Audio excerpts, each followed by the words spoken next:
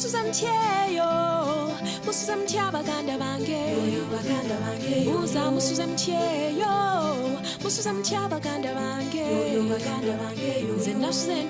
tropical African country is set at the equator, but has snow on top of its highest mountain, the Rwenzori. Uganda boasts of temperate climate and picturesque highlands. It also harbors the world's second largest freshwater lake, the Victoria, which is also the source of the world's second longest river, the Nile. These attractions, as well as its ancient famous interlacustrine kingdoms, have been an exploration destination since legends like Ibn Battuta, John Huntington Speke, and Henry Morton Stanley started the flood. Britain's famous wartime Prime Minister, Sir Winston Churchill, once proclaimed it as the Pearl of Africa in his book, My African Journey. The gateway into the country is Entebbe town. When one is coming in from the skies to land at Entebbe Airport, one is given a teaser of what to expect of this beautiful country.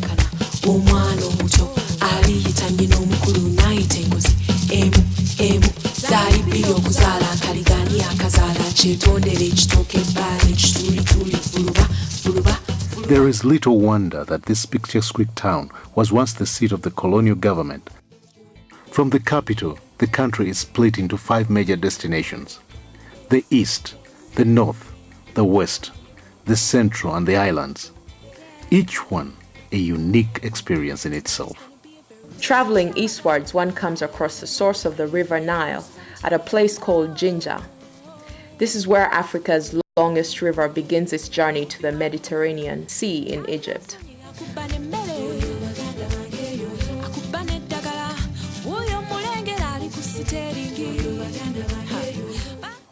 There are boat rides on the Nile, taking in the beautiful landscapes on the banks of the river.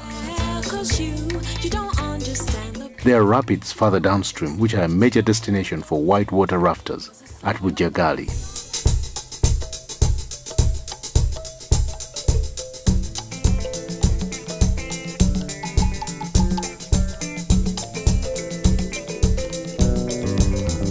At the municipal town of Tororo, one sees the Tororo Rock, an irregular outgrowth from the earth, which is a symbol of Uganda's strange relief features on the eastern axis. However, the Tororo Rock is quickly dwarfed by the Elgon Mountains as one goes further east. The Elgon Mountains, complete with wild animals, are a popular destination for nature lovers. The Bamasaba people who live on the mountains add a colorful backdrop to the scenic beauty found there. They grow bananas as a staple food and eat bamboo shoots in a vegetable delicacy known as kamalewa. They also grow one of the world's best coffee brands, known as Arabica coffee. This type of coffee is only found in a few places in the world, which include the Elgon Mountains and the highlands of Ethiopia. Tourists with an interest in coffee production visit this area for further knowledge and research on how coffee makes its way from the earth to the consumer's cup.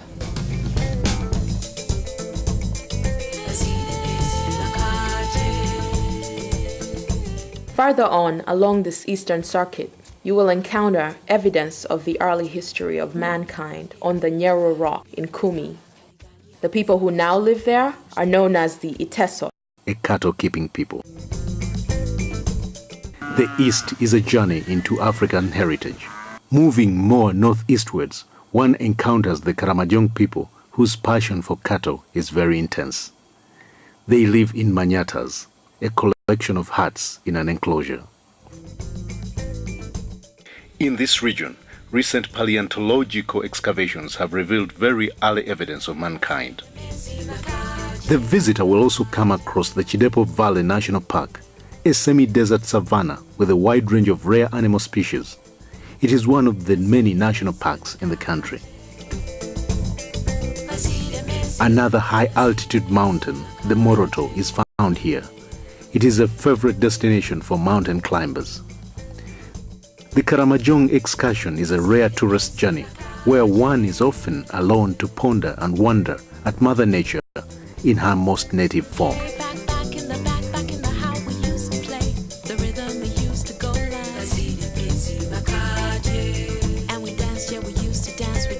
The western part of Uganda is one beautiful wonderland. There are golden grasslands. They are grazed by the graceful Ankole cattle. Green tea estates in temperate climates.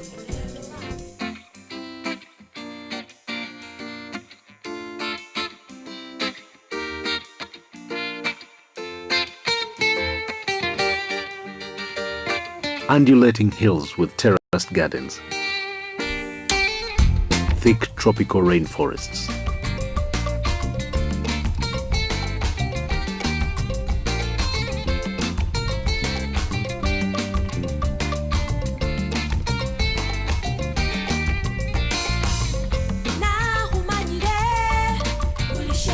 And a snow-peaked mountain, the Rwenzoris.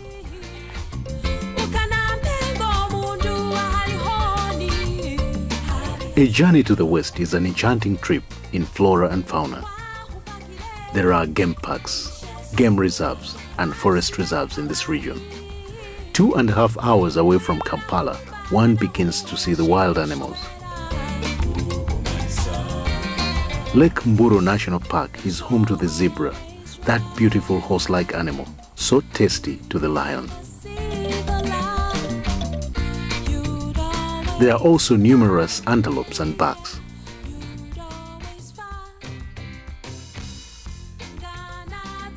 Going more southwestwards, one will end up in the Mgahinga Mountain Gorilla National Park.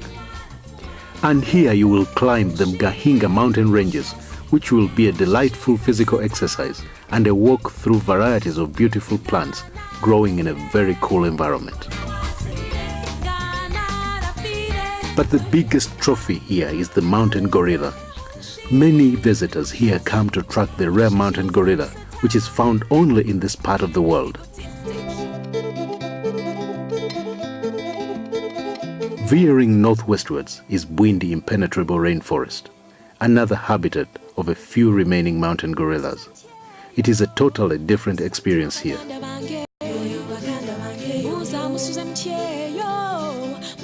President of Uganda, Yoweri Museveni, led a visual expedition of the CNN into this area to showcase the world's few remaining mountain gorillas, among other things. This placed the world's attention on the Bwindi impenetrable rainforest and exposed another side of Uganda to the rest of the world. Gorilla trackers have called this a very unforgettable experience.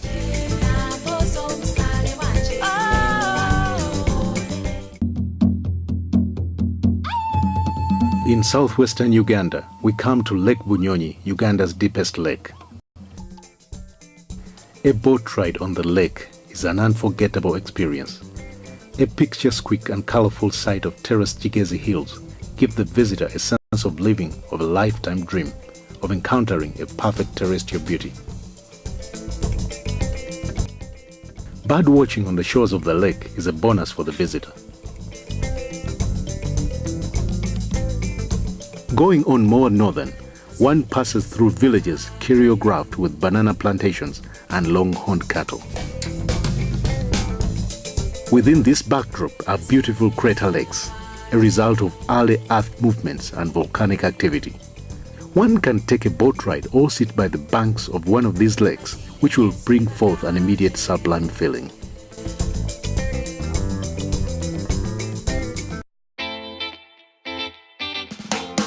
One other water mass here is the Lake Katwe, a salt excavation site that dates back thousands of years. It is evidence of a great salt industry and trade that stretched all over the entire Interlacustrine region.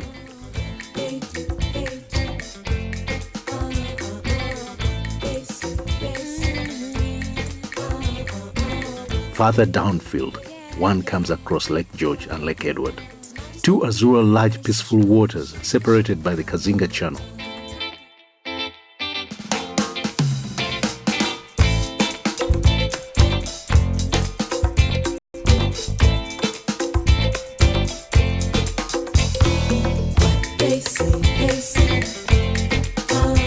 Here one can go fishing on a canoe, which is the main occupation of the people who live around the lakes.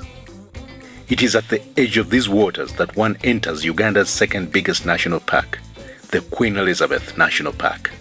Once inside the park, the huge array of animal species will parade before you in their natural casts, some stopping to stare at the intruder with curiosity.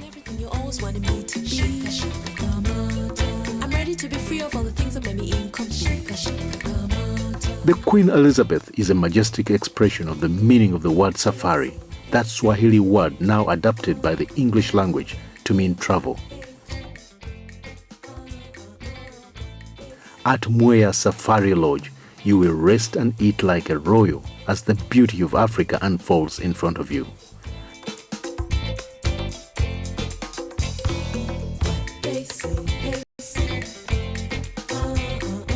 Going on more and westward, you'll cross the equator once again and face the Rwenzori mountain ranges. When the early explorers were told of a mountain with snow at the top, they put it down to native nonsense, but history has absolved them.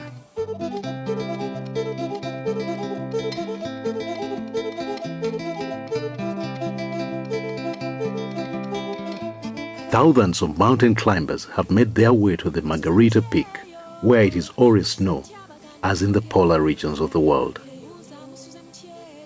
Making one's way to the top is a feat in itself.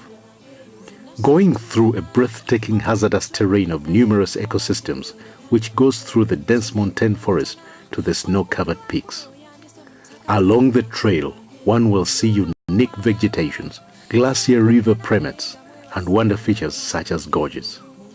It is like a summary of the earth here, and this is what has attracted famous people to the Rwenzoris. One of them, the Italian Duke of Abruzzi, took photographs in 1906 and wrote a book that was to make the Rwenzoris world famous. But the Rwenzoris did not have to be announced to be famous, because it is the third tallest mountain in Africa. At its foothills is a vast expanse of natural rainforest, complete with chimpanzees, monkeys and baboons.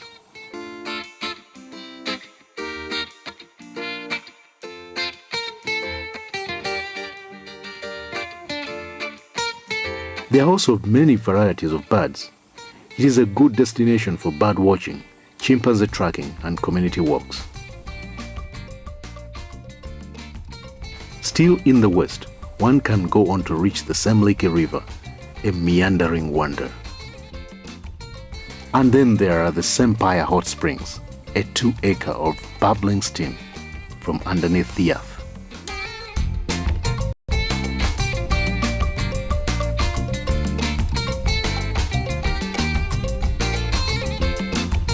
People come here from near and far to bathe in the healing steam of the hot springs.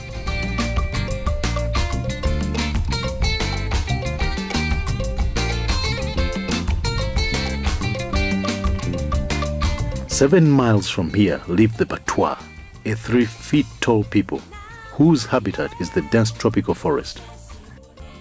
They are a subject of great interest to anthropologists, conservationists, and human rights organizations because their pre-industrial way of life is being besieged by modernity." The West is also the mother of Uganda's kingdom culture. One time these kingdoms were one large empire known as Kitara, which split into 5 kingdoms, modern Uganda. Bunyoro, Buganda, Busoga, Toro, and Ankole. The earlier 4 are active, while the last one is in abeyance. It was at the courts of these monarchs that the politicking that was to make modern Uganda took place.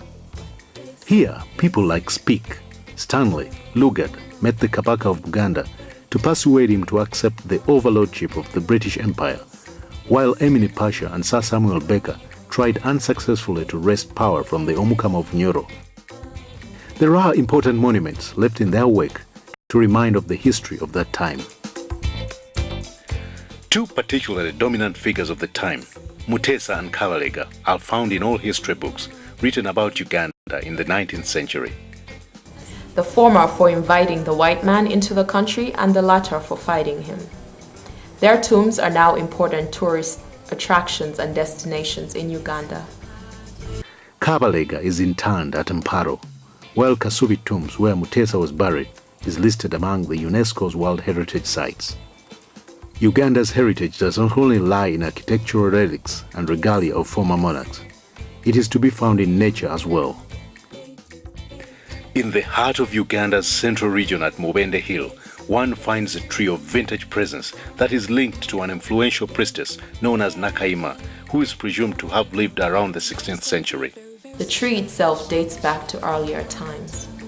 It is believed to be the oldest tree in Uganda. This tree still serves as a spiritual shrine to the famed priestess and is much visited by both local and foreign tourists. A great many natural sites have been preserved, like the Nakaima tree, such as the rocks which serve as a spiritual destination for many believers.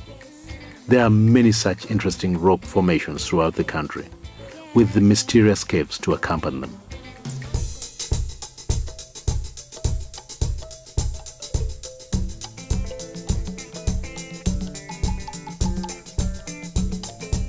On the rocks and trees you add the waterfalls, a myriad of them in maritime Uganda.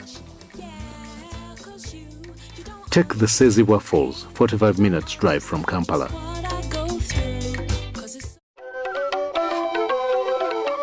Then there's the Sipi Falls in the eastern part of the country, famous for its attractiveness in addition to ancient myths about it. It is endowed with temperate weather that gives the traveler a good feeling while resting in the green gardens overlooking the falls.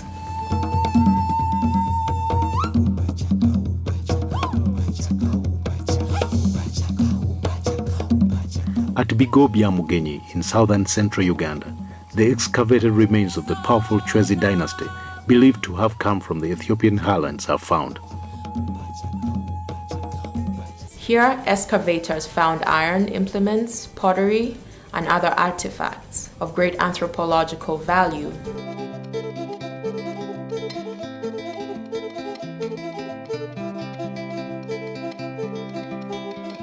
The recent history is also marked by the impact of Arabs and Europeans. These visitors, who first traded in slaves, guns, and trinkets, left more of an enduring mark on the land and the people of East Africa. They also brought with them different religions. The Arabs brought Islam as a new way of worship.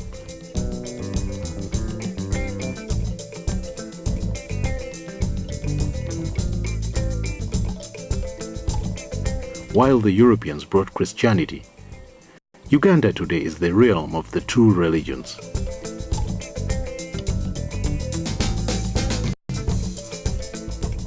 At Namugongo, there are Muslim, Protestant, and Catholic shrines to commemorate the famous Uganda martyrs. These people were martyred by Mwanga, a Buganda monarch, who was against the foreign influence on his subjects as brought along by the new religions. He ordered them to denounce their faith at the pain of death. They met their death with great spirit and enthusiasm and have since been beatified by the Roman Catholic Church and honored by Uganda, which has set aside a national day in their memory. Pilgrims from all over the world converge at Namugongo to hold Holy Mass in memory of these martyrs.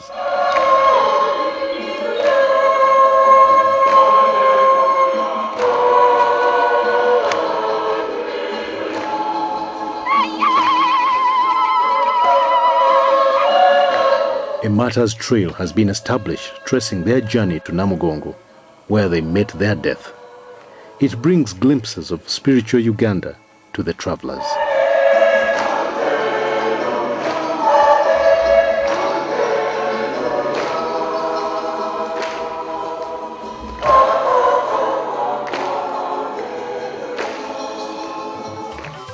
Traveling down the Nile, one encounters the Karuma Falls, where the river's momentum is much more furious as it hits the rocks that separate northern Uganda from the south.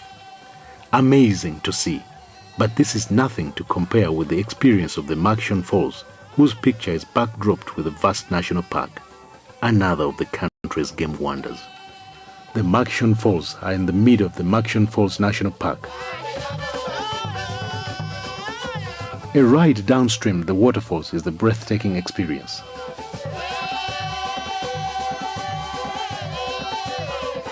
A real parade of the crocodiles, elephants, buffaloes along the banks of the river, welcoming the visitor to their habitat with a lot of curiosity.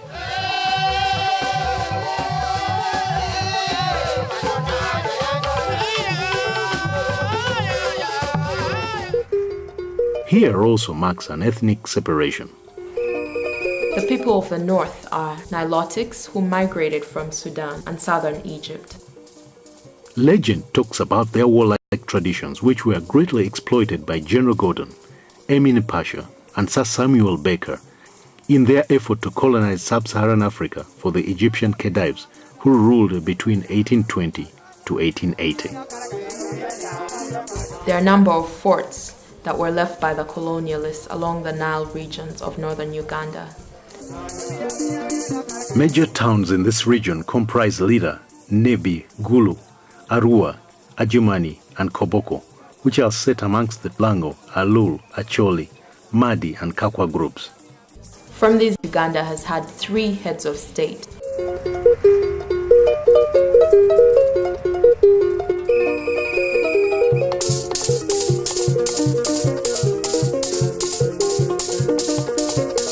The north is a very religious area with Christianity dominating religions, here followed by Islam.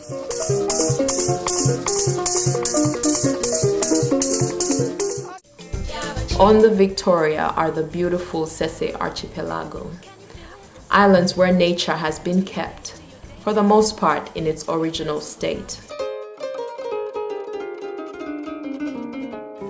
The tropical forests, the golden velds, and the fishing folk on the vast Lake Victoria have kept the original picture of Africa intact. This place offers an enticing retreat from the concrete bustle of modern cities.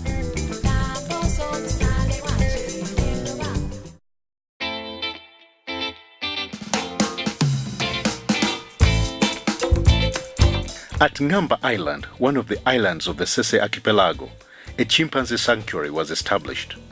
Here, a visitor can closely watch these friendly and playful primates in this exciting environment.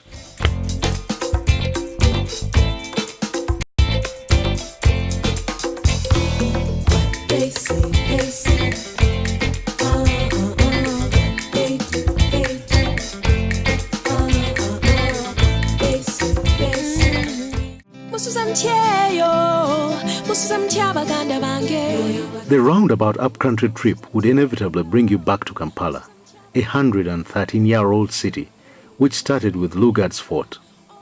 It later on engulfed the other hills surrounding the fort. These were previously seats of government for the reigning Buganda monarchy. The 7 hills each have a landmark. Old Kampala, where the first British flag was raised to proclaim the British protectorate over Uganda, has a grand mosque.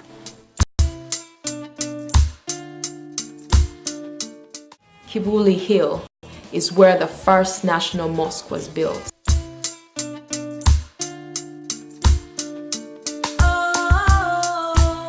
Namirembe Hill is where you find the seat of the Anglican Church in Uganda. Rubaga Hill, which was the Kabaka's palace at the visit of Lugard, now holds a Roman Catholic cathedral.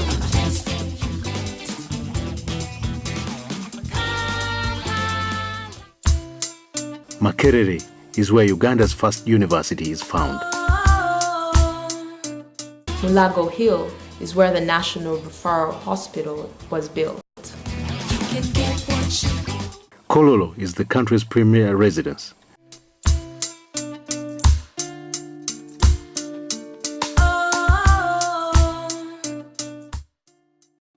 And while Nakasero is where the State House is and most of the government offices.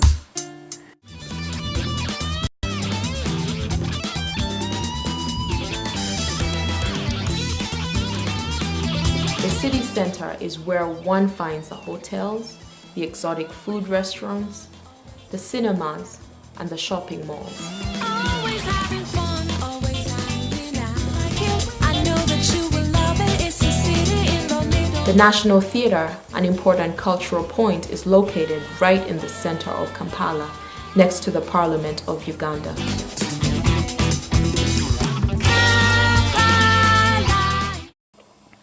One can trace the history of Uganda and take a peek at the life in Uganda at different generations at the Uganda Museum, found barely 10 minutes drive from the city center.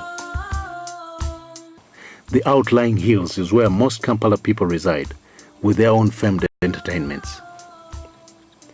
And when it is night time, Kampala opens up.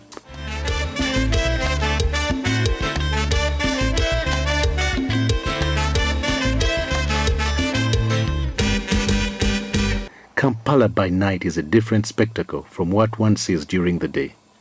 That is when all the different backgrounds fuse into the fun that is commonly Ugandan. This cheerful spirit was unknown 21 years ago. The country was then a melancholic place to be, and bad governance reigned throughout the land. There was no security of anything, and the economy had gone to the dogs. A protracted people's struggle, led by Yoweri Museveni, the incumbent president, restored sanity into the country. Today, every 5 years, a new government and legislature is voted into power by an electoral process. This stability has foreseen investor confidence and an awakening of Uganda's economy from a dark limbo. The combination of peace, stability, and good governance has brought about a steady, fast growth in all areas of the economy, and Uganda now ranks high as an investment and tourist destination. The Pearl of Africa has renewed its twinkle, drawing from all the wonderful gifts nature bestowed upon it.